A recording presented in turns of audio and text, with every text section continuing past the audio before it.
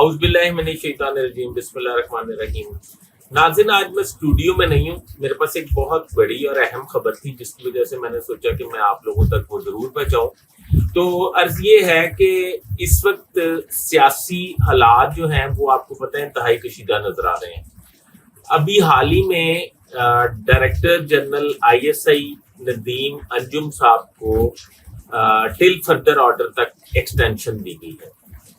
پنجاب ایک اہم صوبہ ہے، پنجاب کی سیاست جو ہے وہی فیصلہ کرتی ہے کہ وفاق میں کون ہوگا۔ پنجاب کو کافی عرصے سے ڈیل کرنے والے اور پنجاب میں انتہائی متحرک brigadier Rashid sector in charge ISI کو فوری طور پر تبدیل کر دیا گیا ہے۔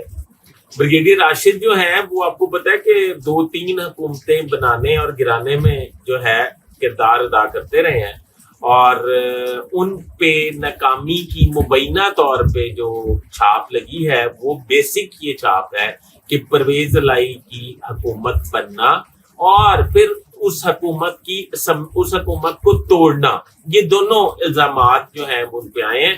وہ اس وقت سے ہی ہاٹ واٹرز میں تھے۔ جنرل عاصم منیر یہ سوچتے تھے کہ آنے والے وقت میں اپنی ٹیم بنائیں گے۔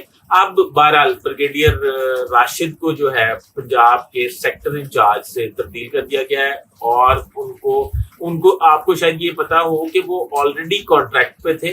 ان کا کانٹریکٹ بھی ختم کیا جا رہا ہے کہ نہیں یہ آئندہ 1-2 روز میں پتہ چل جائے گا، اور ان کی جگہ بریگیڈیئر یاسر جو ہیں وہ نئے سیکٹر انچارج ہوں گے پنجاب کے، اور آئندہ سیاسی حالات اور لائن آرڈر اور جو ایک حساس ادارے کی ذمہ داریاں ہوتی ہیں اس کو احسن طریقے سے وہ نبھائیں گے۔ اس میں مزید آپ کو یہ بتانا چاہتا ہوں کہ sector in charge, sector commander Quetta, sector commander Karachi, ان کی تبدیلی کی باتیں بھی بتائی جا رہی ہیں۔ آئندہ کچھ روز میں ان کو بھی تبدیل کر دیا جائے گا، اور کہا یہ جا رہا ہے کہ جنرل عاصم منیر جو ہیں وہ اپنی ٹیم ملکی حالات کو درپیش مسائل کے حل کے لیے بہتر سے بہتر بنانے کی کوشش کر رہے ہیں۔ ابھی تک کے لیے اتنا ہی۔ اپنے ہوسٹ فیصلہ اس پر اجازت دیجیے۔ اللہ حافظ۔